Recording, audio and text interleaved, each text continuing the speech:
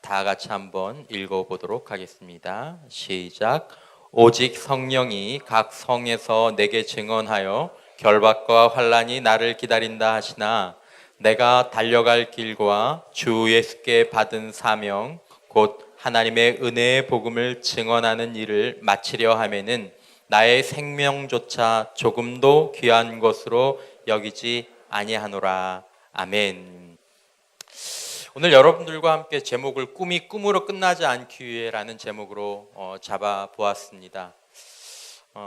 저는 개인적으로 성장주의, 성공주의를 추구하는 사람은 아닙니다.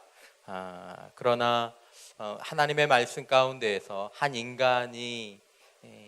인간으로서 성공하고 성장한다는 것들이 어떤 것들인지 잘 나와 있고, 그리고 그것에 필요한 것들이 어떤 것인지도 잘 나와 있고, 오늘 본문에 나오는 사도 바울은 어떤 차원에서 참 아름답게 성장하고 그리고 성공했던 인물 가운데 한 사람입니다. 여러분은 꿈이 있으십니까? 꿈. 그런 말이 있어요, 여러분. 꿈꾸는 것은 무료이지만 뭐라고요? 꿈꾸는 건 우리 소위 말하면 뭐라죠? 꿈꾸는 건 네 자유다. 그래, 꿈꾸는 건 네 자유야. 나 이런 거 할 거다. 그래, 꿈꾸는 건 네 자유야. 꿈꾸는데 돈 드는 건 아니죠. 하지만 꿈으로 나가는 여정은 유료라고 합니다. 꿈꾸는 건 무료지만 꿈으로 나가는 여정은 유료. 무엇인가 대가가 든다라는 말이죠. 여러분, 은사를 깨닫고 소명을 발견한 사람들에게 내 은사가 이거고, 그리고 나는 앞으로 이런 사람이 되어야 되겠다, 이런 사람이 되고 싶다라고 결심한 사람들에게 마지막으로 그리고 결정적으로 필요한 조건이 있는데, 그것은 바로 노력입니다. 노력. 여러분, 우리는 노력이라는 말을 들으면 교회 안에서는 이 노력이라는 말에 대한 거부 반응을 보일 때가 있습니다. 혹시 신앙생활을 많이 하지 않았던 지체들은 그 말이 무슨 말인가 하겠지만, 우리는 구원을 우리의 노력이 아니라 주님께서 우리들에게 주신 은혜로 받는 사람들이기 때문에, 그리고 믿음으로 받는 사람들이기 때문에 우리는 무엇인가 하나님 앞에 노력해야 된다라는 말에 대한 거부감들과 조심스러움을 갖습니다. 우리는 그런 경향들이 있습니다. 근데 여러분들과 제가 아셔야 될 것 중에 하나가 뭐냐 하면, 저와 여러분들에게 신앙의 삶 가운데 그리고 하나님과 아름답게 동행하는 삶 가운데 있어서 노력은 반드시 필수적으로, 그리고 아주 많이, 거의 어느 정도가 필요하냐 하면 거의 죽을 만큼 내가 이러다 죽겠다, 나중에 뒤에 나오지만 눈물이 막 흘러서 나 도저히 이거 하고 싶지 않아, 나 도저히 못하겠어 할 만큼 정도의 노력이 하나님과 우리 사이의 관계에서, 또 하나님께서 우리들에게 주신 인생 가운데에서 필요하다는 것이 성경이 우리들에게 이야기하는 바입니다. 신앙 안에서 그렇다라는 것입니다. 그 사람이 참 신앙을 갖고 있다면 그 사람은 이만큼 노력하는 삶을 살게 될 것입니다. 이것을 이해하는 것이 좀 쉽지 않을지 모르겠지만 어느 시점에 들어가면 여러분들이 이것들을 이해하게 되시는 날이 오리라고 생각합니다. 여러분, 신앙과 비슷한 말 가운데 하나가 뭐냐면 사랑입니다. 사랑. 신앙은 하나님과 하나님의 사랑을 깨닫고, 내가 이제까지 하나님을 몰랐는데, 그래서 내 마음대로 살았고 고통과 절망과 괴로움 가운데 살았는데, 나를 지으시고 나를 사랑하시는 하나님을 발견하고, 예수 그리스도께서 내 모든 죄를 위해서 십자가에 달려 돌아가 주심으로 말미암아 하나님께서 나를 당신의 자녀 삼아 주셨다는 것을 깨닫고, 이 하나님을 알게 되고 점점 사랑하게 되는 것이 신앙이거든요. 그래서 신앙을 다른 말로 바꾸면 사랑과 바꾸면 가장 좋습니다. 하나님께서 여러분들에게 그리스도 안에서 하나님을 알고 그리고 하나님을 사랑하게 되는 마음들을 성령으로 부어주시는 은혜가 있기를 주님의 이름으로 축원합니다. 사실 그것이 가장 귀한 일입니다. 그리고 여러분들이 그것들을 알기를 여러분들의 마음 가운데 소원하셨으면 좋겠고 기대하셨으면 좋겠습니다. 이 공간에서 가장 중요한 이야기는 바로 이 이야기입니다. 사실 여러분, 신앙을 갖기 전에 제가 사랑이라는 말을 먼저 여러분들에게 드리는 것입니다. 여러분, 사랑하면 노력이 안 필요한가요? 사랑하면 노력이 안 필요한가요? 여러분, 사랑하는 사람들은 정말 사랑할 때 사랑하는 사람들에게 노력을 하나요, 안 하나요? 안 해요. 사랑을 하다가 안 하면 이제 뭐가 식은 거죠? 사랑이 식은 거죠. 부모님이 여러분들을 사랑하시죠. 그래서 그분들의 꿈도 포기할 때가 있고 그분들의 잠도 포기할 때가 있습니다. 얼마나 노력하십니까? 자기들은 부족하다고 말씀하시지만 죽을 만큼 노력합니다. 그분들이 때때로 죽지 않고 사는 이유가 있다면 여러분들과 저 때문일 수도 있습니다. 저는 그렇게 알고 있습니다. 안 그런 부모들도 있지만 내가 살아서 이 모욕과 수치를 감당하는 이유가 있다면 잠자는 아이들 걔 때문인 거죠. 여러분, 사랑하면 자기 자신을 다 내어줍니다. 시간을 또 눈물을 땀을 거의 죽을 만큼 내어줍니다. 그게 사랑입니다. 그리고 거기에는 신앙도 그렇게 표현될 수 있는 것입니다. 여러분, 사랑은 우리의 모든 것을 요구하는 것처럼 여러분들이 하나님과의 사랑 가운데 들어가면 하나님의 사랑 가운데에서 이 신앙이 나의 모든 것을 사랑으로 요구한다는 것을 느끼게 될 것입니다. 그리고 거기에 대해서 여러분들이 반응하려고 하는 여러분들의 마음들을 느끼게 될 것입니다. 그러면 여러분들이 신앙의 길을 제대로 가는 것입니다. 내가 하나님께 내 인생의 모든 것들을 다 드리고 싶다. 그리고 그분의 뜻을 내 인생의 모든 것을 다 걸고 가고 싶다 라는 생각이 들면 여러분들이 신앙의 길을 제대로 간 것입니다. 제 말을 뒤집어서 이해하시면 안 됩니다. 하나님께서 당신에게 이런 것들을 요구하십니다 라고 들으시면 안 됩니다. 하나님은 그렇게 요구하지 않으십니다. 하나님은 입을 꼭 닫고 계시는데 우리가 하나님이 하신 것들을 보면서 하나님을 알아가면서 나도 모르게 내 마음을 뺏기는 것입니다. 그 사랑에 감동하는 것입니다. 달라고 하지 않았는데 드리고 싶은 것입니다. 그분과 함께 가고 싶은 것입니다. 사랑이죠. 정확하게 사랑입니다. 사랑한다고 하면서 조금의 수고도 인색해 하는 것이 사랑일지 모르겠습니다. 제가 저희 가족들은 부산에 있고요. 그리고 저는 여기 목포에 있습니다. 그래서 가끔 오늘도 저희 둘째 아들 생일이었기 때문에 어제도 이렇게 카톡 페이스 카톡으로 이렇게 서로 이야기를 하는데 우리 둘째 아들은 저를 별로 고려하지 않습니다. 그래서 지가 하고 싶은 얘기는 그대로 합니다. 그러면서 자기 엄마한테 얘기합니다. 이렇게 전화했을 때 엄마, 아빠는 엄마를 사랑하는 것 같지 않으세요? 왜? 아빠가 엄마를 도와주는 게 하나도 없잖아요. 집에 오면 아빠가 엄마를 위해서 하는 게 없는 것 같아요. 저는 아빠가 엄마를 사랑하는 것 같지 않아요. 제 가슴이 어떻겠습니까? 뜨끔할 뿐입니다.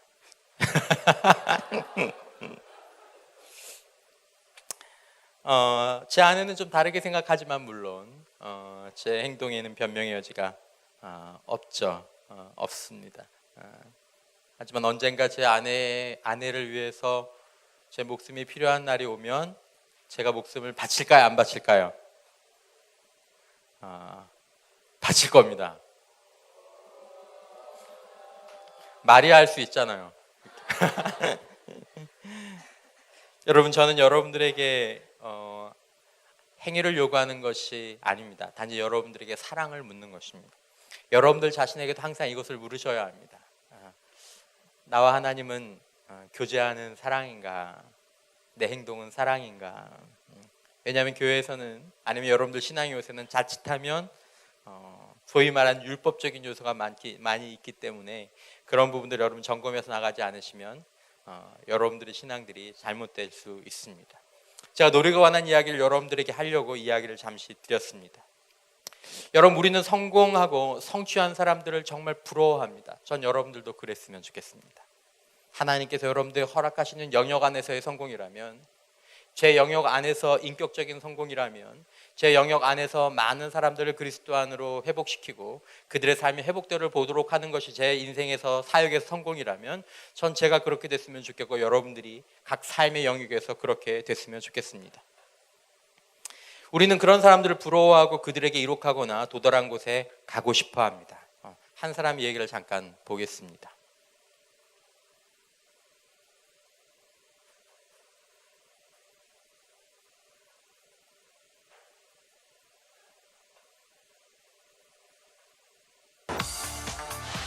일본 대중 일본 대중 일본 대중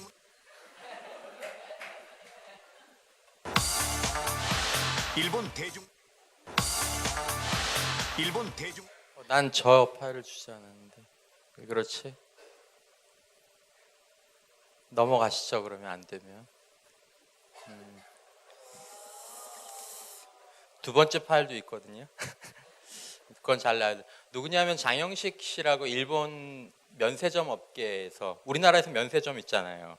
면세점 우리는 뭐 롯데니 신세계니 이렇게 갖고 있지만 거기는 그 면세점 하나하나가 이렇게 다 기업처럼 돼 있어요. 그래서 일본 2위의 면세점을 운영하는 한국 사람에 관한 이야기입니다. 그분이 이 땅에서 아무것도 없이 그냥 배 하나 타고 일본에 가서 리어카를 끌면서 하나씩 성공하고 시장에서 돈 뭐 500여 원에 자신 한 끼를 끼우려고 했던, 아무튼 그렇게 해서 성공했던 사람에 관한 이야기를 여러분들과 잠시 보려고 했습니다. 여러분들이 이런 분들을 보시면 여러분 그 성공이 조명을 받고 사람들에게 부러움의 대상이 됩니다.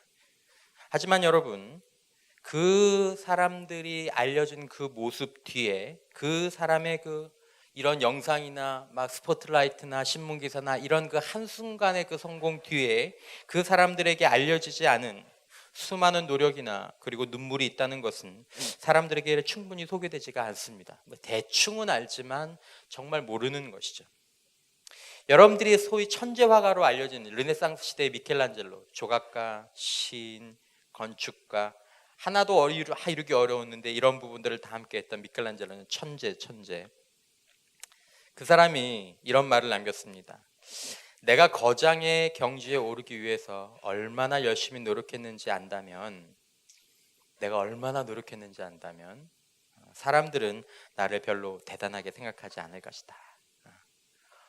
그렇게 노력했어요? 야, 근데 그 정도 노력했는데 이거 한 거예요? 얼마나 노력했는지 모를 때에는 그 사람이 성공한 것이 참 대단하고 와 천재적이다라고 보였는데 그 사람이 노력한 걸 보니까 이 사람이 과연 천재일까라는 생각이 든다라는 거죠. 두 번째 영상 됩니까?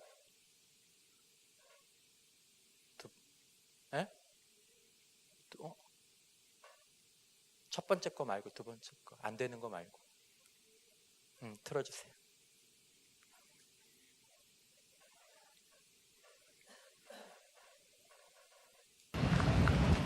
장영식 회장에게도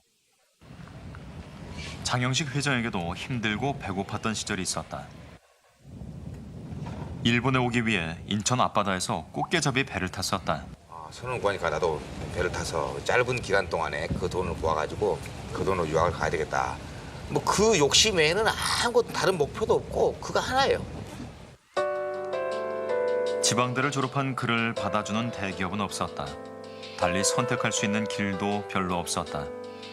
취직도 못하고 방황만 하다가 결국 인생의 터닝 포인트로 찾은 곳이 일본이었다.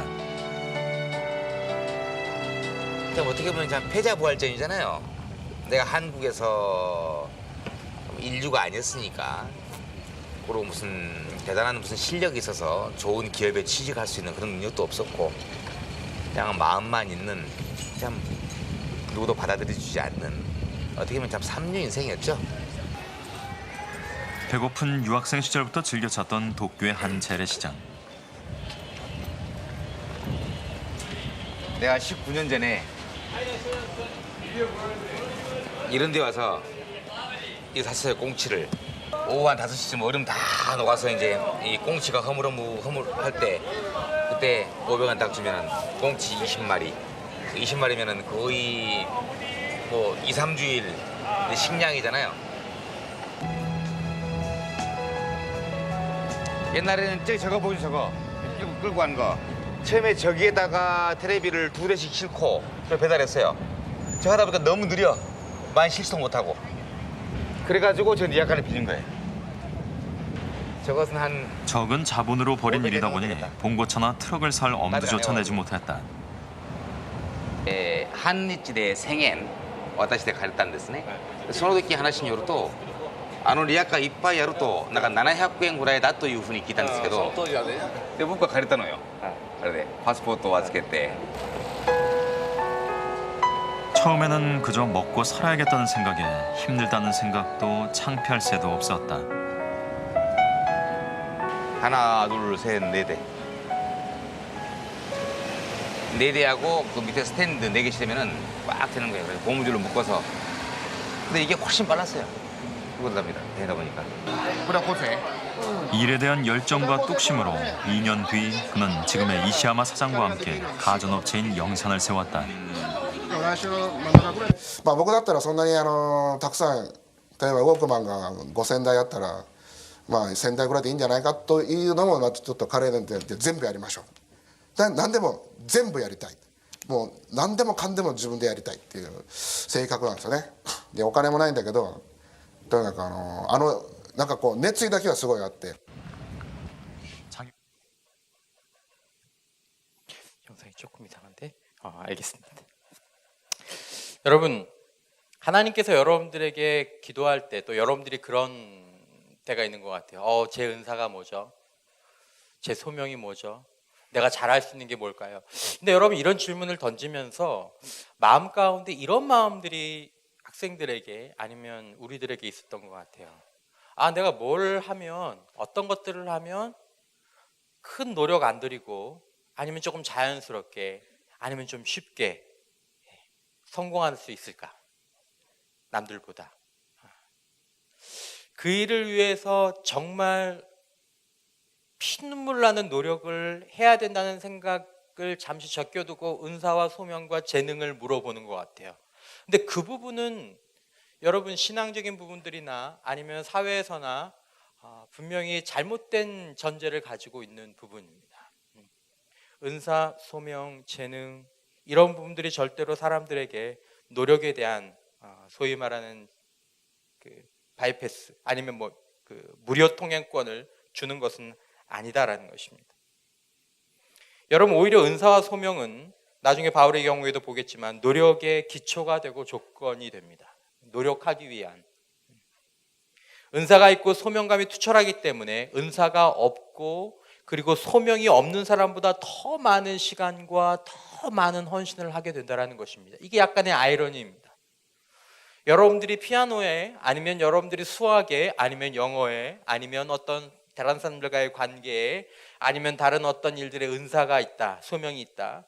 그러면 여러분 그 은사와 소명은 실제로 뭐로 측정이 되냐면 이 사람이 그 일을 할 때 무한한 시간과 무한한 헌신과 어떤 어려움에도 그 일들을 계속할 수 있구나라는 거기에 대한 토대와 기초를 마련해 준 것이 오히려 은사와 재능과 연관되어 있다는 것입니다. 여러분들도 들어보셨겠지만 1만 시간의 법칙이라는 말이 한때 유행한 적이 있습니다. 한 사람이 어떤 분야에 대해서 전문가의 경지에 이르려면 1만 시간을 들여야 된다. 근데 요즘에는 1만 시간이 아니라 10만 시간의 법칙으로 바뀌어졌더라고요. 그 책을 지은 사람이 기자인데 10년 동안 기자 생활을 하면서 성공한 사람들의 공통된 특징을 이렇게 쭉 보다가 그 책을 지은 거예요. 근데 그분이 이런 말을 했어요. 그분이 꿈을 현실로 만든 사람과 꿈으로 그냥 끝난 사람과의 중요한 차이를 자기가 봤다는 거죠. 그러면서 이렇게 얘기했습니다. 일반인과 뭔가 다른데, 꿈을 이룬 사람들은 뭔가 다른데 그게 재능만은 아닌 것 같고 궁금해서 살폈더니 핵심은 시간이었습니다. 라는 것입니다. 핵심은 시간이었습니다. 그 일에 다른 사람들보다 더 많은 시간을 들인다는 거죠. 잘하는데 은사가 있는데 그 일에 관련된 어떤 사람보다 그 일에 더 많은 시간, 더 많은 헌신을 드린다는 것이죠. 여러분들도 은사와 재능과 여러분들의 어떤 가능성, 여러분들의 많은 적성에 대해서 생각할 때 이것과 동일한 기준들을 가지고 계신지 모르겠습니다. 이렇게 얘기할 수 있어야 된다는 거죠. 그게 너의 은사야? 그게 너의 적성이야? 그러면 나는 내가 알고 있는 현재 내 주변의 또래보다 이 일에 가장 많은 시간을 나보다 더 노력하는 사람 없을 거야. 없을 거야. 이게 내 재능이야. 이게 하나님께서 나에게 주신 은사야. 사도 바울이 그랬어요. 하나님께서 그를 전도자로 부르신 다음에 그를 소명자로 부르신 다음에 이 장영식 씨라는 분의 인생에도 어려움이 있었습니다. 영상을 틀어주십시오. 영상.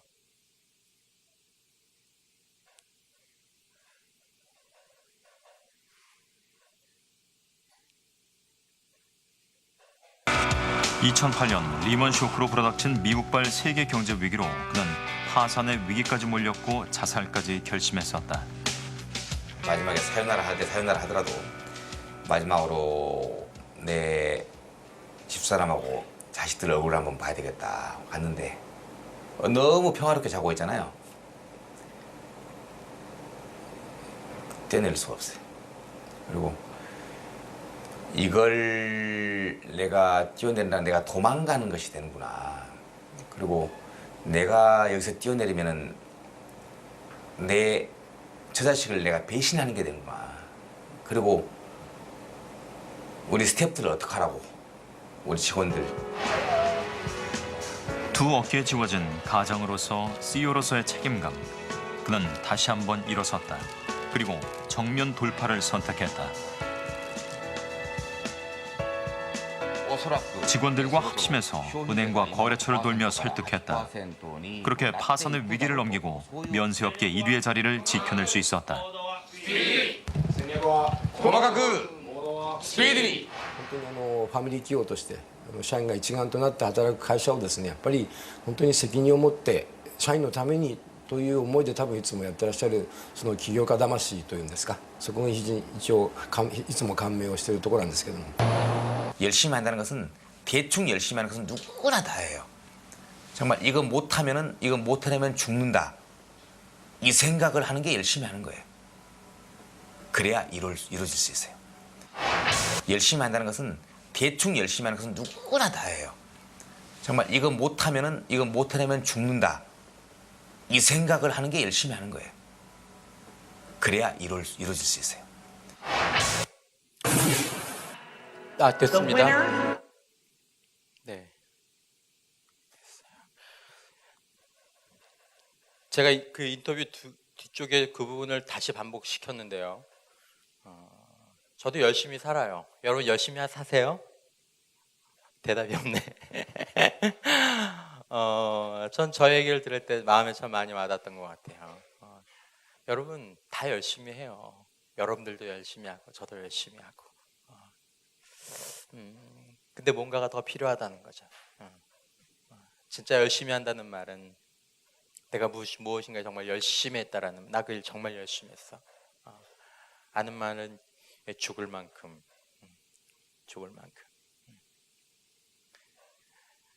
이게 열심히 하는 거죠. 그렇게 하지 않으면 여러분들과 저의 꿈은 은사와 재능이 있으셔도 그냥 꿈으로 우리 인생 가운데 남게 될 것입니다. 여러분, 저와 여러분들이 은사와 소명을 찾는 이유가 우리의 노력을 덜기 위해서가 아니라 정말 죽는 그 순간까지, 그냥 한 1년, 2년이 아니라 죽는 그 순간까지 내 모든 것을 헌신하여서 몰입할 수 있는 것이 무엇인지를 알기 위해서 우리가 은사와 재능과 소명을 찾는 것입니다. 편하게 살기 위해서 찾는 게 아니에요.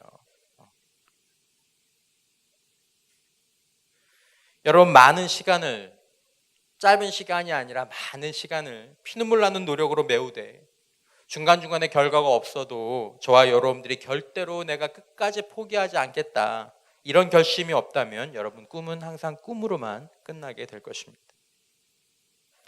여러분, 사도 바울은 사도행전 13장 47절에 보면 이렇게 기록하고 있습니다. 주께서 이같이 우리에게 명하시되 내가 너를 이방의 빛으로 삼아 너로 땅끝까지 구원하게 하리라 하셨느니라. 여러분, 사도 바울이 얼마나 유명한 사람, 얼마나 놀라운 사람인지 아십니까? 예수님께서, 부활하신 예수님께서 영으로 사도 바울에게 찾아오셨습니다. 실제로 그에게 찾아오셨습니다. 그리고 인격적인 음성으로, 귀에 들리는 음성으로 하늘과 땅을 지으시고 이 땅에 오셔서 우리를 위해서 십자가에 달려 돌아가시고 죽은 지 3일 만에 부활하신 그 주님께서 친히 인격적인 음성으로 내가 너를 이방의 빛으로 세워서 내가 너와 함께하리라 라고 말씀하셨던 사람이 사도 바울입니다. 사도 바울에게는 놀라운 은사가 함께했습니다. 사도 바울이 지니고 있던 수건을 병든 자에게 얹으면 병든 자의 병이 낫기까지 하는 역사가 있었습니다. 마치 예수님께서 이 땅에 계셨을 때 혈루병 거인 여인이, 피가 멈추지 않는 병이 걸렸던 여인이 예수님 뒤에 와서 예수님의 옷자락만 잡았을 뿐인데 그 병이 치료됐던 것 같은 그런 기적들이 사도 바울의 인생 가운데에서 나타났습니다. 여러분, 그 정도 능력이 있으면 그 인생이 어떻겠습니까? 주머니에 손 넣고 다니면서 예수 믿어! 나을지어다! 이렇게 한 번씩 하면서 확 변화가 있고 이러지 않을까요? 저는 그렇게 생각합니다. 만약에 저에게 하나님께서 은사를 주신다면 제가 어느 교회에 와서 평화광장에 가 사람들하고 쫙 모였고 예수 믿으세요! 그러면 다 그러면서 예수 믿고 주님께 영광을 돌리고 그럴 텐데 여러분, 사도 바울은 그렇지 않았다라는 거죠. 여러분, 그의 여정은 은사를 가지고 소명을 따르는 사람들이 어떤 길을 어떻게 가는지에 대해서 여실히 보여주고 있습니다. 여러분, 은사를 가지고 소명을 이루가는 그 여정이 어땠을까? 쉬웠을까요? 아니면 계획대로 빠른 시간에 착착착착 그렇게 진행됐을까요? 여러분, 사도 바울은 그렇게 얘기하지 않습니다. 사도 바울은 디모데후서 4장 7절에서 이렇게 얘기합니다. 나는 선한 싸움을 싸우고 나의 달려갈 길을 마치고 믿음을 지켰다. 싸움이라는 이야기를 씁니다. 싸움. 여기서 말하는 이 싸움은 전투라는 의미입니다. 전투. 성경에 유난히 이 비유가 많이 나와요. 전투, 전쟁. 여러분들은 전쟁해 본 적 없잖아요. 남자들은 친구랑 싸워본 적 전군 있지 않습니까? 여러분, 싸울 때 어떻게 싸워야 됩니까? 죽어라 해야 되잖아요. 죽어라 해야 되잖아요. 죽기까지, 이러다 죽겠다 싶을 만큼. 빌립보서 3장 14절에서 사도 바울은 이렇게 합니다. 표대를 향하여 그리스도 예수 안에서 하나님이 위에서 부르신 부름의 상을 위하여 달려가노라. 이 비유는 뭐냐면 그 당시 로마 올림피아에서 올림픽의 기원이 되는 바로 그 로마 경기장에서 선수들이 표대를 향해서 목표를 향해 경주하던 바로 그것처럼 자신이 삶을 살고 있다라는 것입니다. 평생 전투하는 군인으로 평생 은퇴하지 않는 현역 선수로서 규칙의 삶, 절제의 삶, 최선을 다해서 노력하는 삶, 겨우 작은 차이를 위해서 모든 것들을 쏟아붓는 삶을 사도 바울이 살았다는 것입니다. 내가 그냥 말씀을 전하는 능력이 있으니까 내가 그냥 대충 하면 되겠지. 사도 바울 절대로 그렇게 하지 않았습니다. 작은 차이, 여러분, 작은 차이. 언젠가도 말씀드렸지만 여러분, 경기에 보면 여러분들이 아는 유명한 사람들이 있을 겁니다. 메이저리그나 아니면 EPL 축구라든지 아니면 골프 선수들 가운데 늘 1등 그룹에 머물러 있는 사람 알 겁니다. 여러분, 3등들 이름 아십니까? 거의 모르실걸요. 4등 이름 아십니까? 모르실 겁니다. 10등 이름 아십니까? 모르실 겁니다. 무엇만 기억하는 세상? 근데 여러분 늘 1등과 2등, 3등 그 스코어보드를 여러분 열어보시면 여러분들 한번 보세요. 골프 같은 것들은 늘 몇 타 차입니까? 1등과 2등이 대부분 한타, 두타 차입니다. 타율, 여러분 1등은 5할 치고 2등부터는 3할 칩니까? 아니에요, 여러분. 3할 조금 넘고 그 다음에 밑에 10등은 3할 초반대나 2할 후반대. 요만큼 차이에요. 요만큼 차이. 그 요만큼 차이를 내는데 여러분 얼마나 많은 힘이 되는지 모른다라는 것입니다. 그러니까 사람들이 어떻게 해요? 근데 이만큼 왔으면 다 했잖아. 야, 그만큼 차이 하는데 시간을 그만큼 더 들여야 되면 그냥 말래. 말래. 근데 안 그런다는 거예요. 단지 그 1점, 2점, 단지 요만큼을 더 올리기 위해서 필요한 2배, 3배의 노력들, 다른 사람 다 자고, 다른 사람들 다 놀고, 다른 사람들 다 하고 싶은 거 하는 바로 그때 요 차이를 위해서 자신의 삶을 다 쏟는 거예요. 이게 재능이에요. 사도 바울도 이렇게 살았어요. 영적인 영역에서. 만약에 제가 목사라면 제가 목회에서 설교를 하거나 아니면 목회를 하거나 이런 부분들에 있어서 제가 하려고 한다면 여러분, 제가 하나님 앞에 구할 때 여러분 동일하게 이런 삶을 살아야 한다는 것입니다. 여러분들의 영역이 어느 부분에 있어서든 여러분들이 그런 삶을 살아야 한다는 것입니다. 그게 여러분들의 재능이고 그게 여러분들의 은사입니다. 그리고 그게 없으면 꿈은 물러가는 거죠.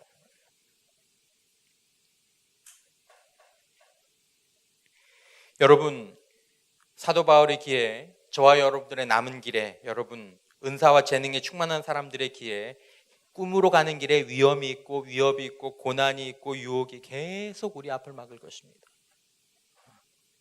하나님께서 주시는 은사인데, 야, 내가 너를 아름답게 사용할 거라고 말씀하셨는데도 위험과 고난과 위협들이 끊이지 않는다라는 거예요. 하나님, 제가 어떤 일을 하면서 살면 좋겠어요. 그래, 네가 이 직종에서 살면 될 거야. 그럼 하나님, 제가 앞으로 가는 길 가운데 아무런 어려움도 없겠고 사람도 잘 만나게 되겠고 하는 시험마다 다 붙게 되겠네요. No.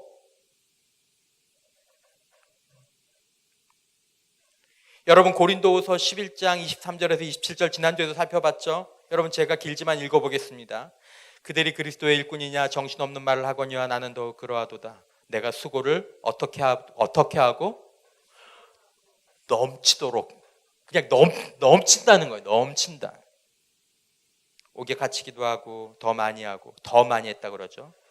매도 수없이 맞고 여러 번 죽을 뻔하였으니 유대인들에게 40에서 하나 감한매를 5번 맞았으며 3번 퇴장으로 맞고 1번 돌로 맞고 3번 파선하고 일주야를 깊은 바다에서 지냈으며 여러 번 여행하면서 강의 위험과 강도의 위험과 동족의 위험과 이방인의 위험과 신의 위험과 광야의 위험과 바다의 위험과 거짓 형제 중의 위험을 당하고 또 수고하며 애쓰고 여러 번 자지 못하고 줄이며 목마르고 여러 번 굶고 춥고 헐벗 섰노라.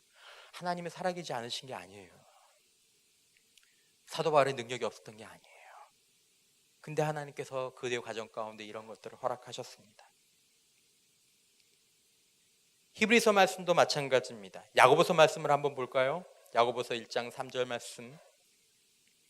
이는 너희 믿음의 시련이 인내를 만들어내는 줄을 너희가 알미라. 여러분, 성경에 하나님의 사람들의 모든 인생을 보시면 다 이게 있습니다. 다 이게 있습니다. 히브리서 11장을 보면 다 이 얘기가 있습니다. 환난, 고난, 아픔. 거기서 포기하면 끝이라는 거죠. 여러분, 꿈은 아름답지만 꿈을 향해 가는 길은 뼛속까지 고통스럽고 눈물 없이 갈 수 없다는 것을 하나님이 여러분들에게 약속하셨는데 이게 내 재능인데 근데도 그것이 눈물 없이 갈 수 없다는 것을 여러분들과 제가 각오해야 한다는 것입니다. 여러분, 저와 여러분들이 눈물의 가치를 소중히 여기지 않고 인내를 배우지 못하면 우리는 저와 여러분들의 삶 가운데 이 길을 갈 수 없는데 지금 오늘 우리들의 삶의 환경이 이것을 잘 막고 있습니다. 눈물 없이 갈 수 없는데 눈물을 막고 있고, 그리고 우리들의 삶 가운데서 인내하는 것을 배우지 못하는 환경 속에서 우리가 자랐다는 것입니까? 그러니까 고통에 되게 취약해요. 슬픔에 취약하고 자기 하고 싶은 것만 하면서 살고 싶어 해요. 그러면서 꿈을 이루고 싶어 합니다. 잘못 배운 거죠, 여러분. 우리가 뭔가 잘못된 생각을 갖고 있는 것입니다. 모든 성공에 그런 성공은 없습니다, 여러분. 없어요. 내가 하고 싶은 때, 내가 하고 싶은 만큼. 아니요, 여러분, 없어요. 없어요. 신앙에만 자기 부인이 필요한 것이 아니라 성공에는 반드시 자기 부인이 필요합니다. 하고 싶지 않은데, 더 못할 것 같은데, 가만히 있어도 눈물이 뚝뚝뚝뚝 흘려지는데, 그래도 거기 버텨 있는 거. 버텨 있는 거. 그래도 책상 앞에 앉아 있고, 그래도 그 직장에 붙어 있고, 그래도 그 가운데에서 견뎌내면서 기도하면서. 여러분, 세상에서 돈을 버는 사람도 이거 못하면 죽는다라는 각오로 노력하면서 성공의 가능성들을 높이고 있습니다. 여러분, 꿈을 이루는 삶을 살기 위해서는 은사와 소명을 아는 것도 필요하지만 눈물이 반드시 필요합니다. 제가 안드리카라는 지금은 20살쯤 된 청년 이야기를 한번 오늘 마지막으로 보겠습니다.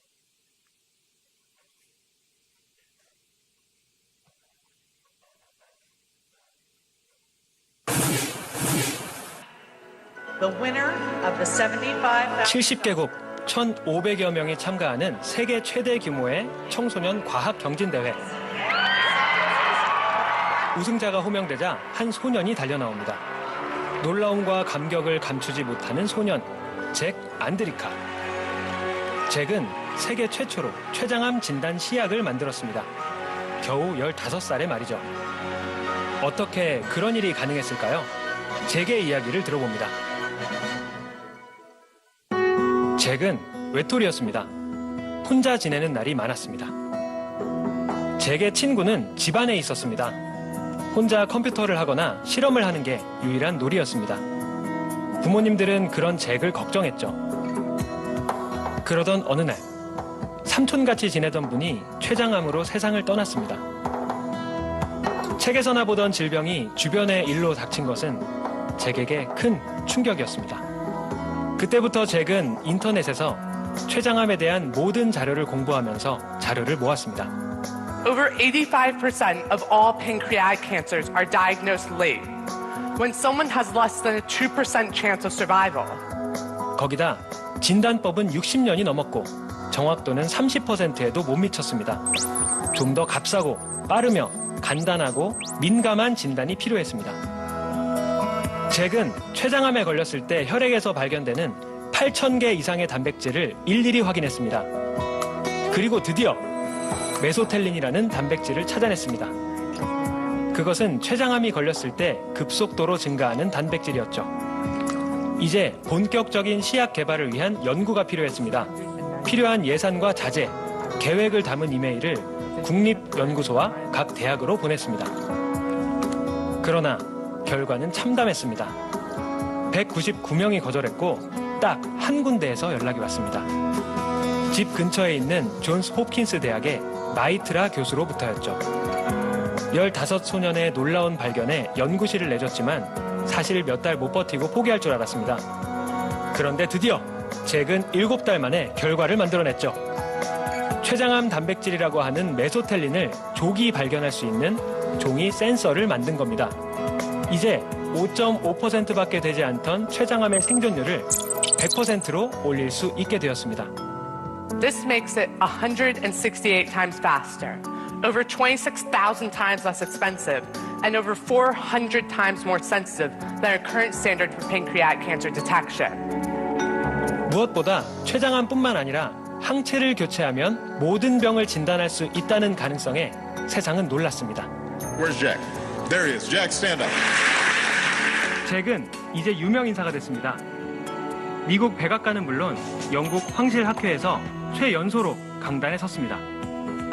내년에 출간을 앞둔 자서전도 준비하고 있죠. 어린 시절 외톨이에서 10대 과학자로 주목받게 된 잭. 과연 그저 놀라운 이야기일 뿐일까요? That through the internet, anything is possible. And you don't have to be a professor with multiple degrees to have your ideas valued. For what you look like, age, or gender, it doesn't matter. It's just your ideas that count. You could be changing the world. 인터넷으로 새로운 세상을 꿈꾸는 소년 과학자 잭 안드리카의 이야기였습니다. 이 친구가 단백질을 찾는데 8,000개잖아요. 8,000개니까 하나씩 해야 되는데 몇 번 만에 찾았냐면 4,000번 만에 찾았습니다. 3,990번을 실패하고 4,000번 만에 찾았습니다. 그리고 199명의 교수들에게 거절당했습니다. 그리고 실험실에서 7개월을 보냈죠. 그 친구가 쓴 글에 보면, 다른 곳에 나온 거 보면 이렇게 적고 있어요. 사실 힘들었던 때가 너무 많았어요. 실험실에 숨어 몰래 울었습니다. 몇 달 동안 실험실에서 한 것이라곤 바닥에 얼룩을 남긴 것 뿐이었거든요. 여러분, 눈물을 흘리는 동안 여러분과 저의 삶에 정말 힘든 것들은 아무것도 나타나지 않는다는 겁니다. 나는 여기서 눈물을 흘리면서 최선을 다하고 있는데 나나 아무 눈물을 흘리지 않는 옆에 친구나 아무 차이가 없는 거예요. 아무 차이가 없는 거예요. 이게 이제 힘든 부분들이죠. 그리고 정말 내가 할 수 있을까라는 것도 스스로에 대해서 의심하게 되는 이런 것들이 우리들 안에 있는 싸움입니다. 안드리카는 좋은 마음이 있었죠. 저의 가장 큰 목표는 가능한 한 많은 사람들의 생명을 살리는 것입니다. 그럼에도 불구하고 이 친구가 마음속에 있는 목표를 향해서 하나씩 해가기 시작했습니다. 여러분, 사도 바울은 자신의 길과 사명 앞에 놓인 환난과 그리고 결박에 대해서 나의 생명조차 조금도 귀한 것으로 여기지 않는다라고 사도행전 20장 24절에서 이야기하고 있습니다. 여러분, 꿈은 죽기를 각오하고 이러다 죽을 것 같다, 너무 힘들다, 눈물을 요구합니다. 여러분, 시편 126편 3절 6절 말씀 함께 한번 읽어보도록 하겠습니다. 시편 126편 6절 말씀 시작. 울며 씨를 뿌리러 나가는 자는 반드시 기쁨으로 그 옥시단을 가지고 돌아오리로다. 아멘. 무하면서 씨를 뿌린다고요? 울면서 씨를 뿌린다. 예. 여러분, 세상의 아름다운 것들은 다 울면서 씨를 뿌려야 합니다. 하지만 쾌락은 울면서 씨를 뿌리지 않아도 되죠. 여러분들이 무엇인가를 하고 있는데 울면서 하도 울지 않아도 되는 일에 여러분들의 무엇인가를 들고 있다면 그것이 쾌락일 가능성이 아주 높습니다. 여러분들이 자신을 부인하지 않는 이 울음이 없이 어떤 관계를 이어가고 있다면 그것이 여러분들의 가정이든 어떤 모습이든 그것들 여러분들 피하고 있다면 여러분 거기서 열매를 가지고 돌아올 수 없을 가능성이 저는 높다고 생각합니다. 시편 기자는 시편 119편 33절에서 여호와여 주의 율례들의 도를 내게 가르치소서 내가 끝까지 지키리라. 여기서 말하는 끝까지라는 말은 꼭 중간에 울는 한이 있더라도 내가 그것들을 끝까지 지키겠다라는 마음을 우리들에게 요구하는 것입니다. 여러분, 예수님께서 마태복음 28장 20절에서 내가 너희에게 분부한 모든 것을 가르쳐 지키게 하라. 볼지어다 내가 세상 끝날까지 너희와 항상 함께 있으리라고 말씀하셨습니다. 여러분, 주님 안에서 사는 일, 그리고 주님께서 우리와 함께 하신다는 바로 그 약속도 우리들 안에 있습니다. 그러나 우리는 그 가운데에서도 울면서 씨를 뿌려야 한다는 것입니다. 여러분, 주님께서 여러분들과 저와 함께 하십니다. 하지만 그것이 우리들에게 울음을 감소해 주지는 않는다는 것입니다. 근데 주님은 반드시 함께 하십니다. 여러분이 있는 자리에서 여러분들과 함께 하시는 주님을 바라볼 수 있는 은혜가 있기를 주님의 이름으로 축원합니다. 여러분들이 죄를 회개하고 여러분들이 하나님의 자녀가 되었다면, 하나님이 계신 것을 여러분들이 안다면 여러분, 주님이 여러분들과 저와 함께 하십니다. 그 주님을 붙잡고 그 주님을 바라보면서 여러분 기도할 때 여러분들이 해놓고 포기한 그곳에서 무엇인가 어떤 일들이 일어나게 될 것입니다. 하지만 눈물은 흘려야 합니다. 눈물은 흘려야 합니다. 사도 바울이 마지막에 빌립보서에서 이렇게 이야기하고 있습니다. 1장 10절에서 11절 말씀, 너희로 지극히 선한 것을 분별하며 또 진실하여 허물 없이 그리스도의 날까지 이르고 예수 그리스도로 말미암아 의의 열매가 가득하여 하나님의 영광과 찬송이 되기를 원하노라. 여러분들의 인생 가운데 많은 노력이 필요하고 많은 수고가 필요하실 텐데 주님께서 여러분들과 함께 하시는 가운데 여러분들의 삶이 어떤 소년처럼 또한 어떤 성공한 사람처럼 그리스도 안에서 하나님께 영광과 찬송이 되는 삶이 되어갈 수 있기를 주님의 이름으로 축원합니다. 여러분들 스스로 노력하는 것이 아니라 여러분들 안에 계신 그리스도의 능력을 따라서 여러분 노력하시고 여러분들의 삶에 노력에 대한 상식과 기준을 높이시고 다시 한번 여러분들이 피하려고 했던 일이 있다면 이게 내 최선이고 이게 내 한계라고 생각했던 그런 일들이 있으시다면 다시 한번 그것에 대해서 하나님 앞에 기도하면서 하나님 제가 눈물을 흘릴 수 있도록 하나님 저를 도와주십시오. 제가 존경하는 목사님이 저희들한테 자주 했던 말씀 가운데 하나가 있습니다. 이 목사, 사람이 쉽게 안 죽어. 죽을 것 같다고 생각하지만 쉽게 안 죽어. 그러다 죽으면 순교되면 어때? 그런 이야기들 하신 적이 있습니다. 저도 그만큼 노력하지 못하지만 그렇게 하려고 생각하고 있고 그게 필요하다는 것들은 이제 알고 있습니다. 우리 인생 가운데 또한 여러분들의 인생 가운데 아름다운 결실들이 지금은 눈물을 흘리지만 기쁨으로 단을 가져오는 그 일들이 여러분과 삶 가운데에서 아름답게 꽃피기를 주님의 이름으로 축원합니다.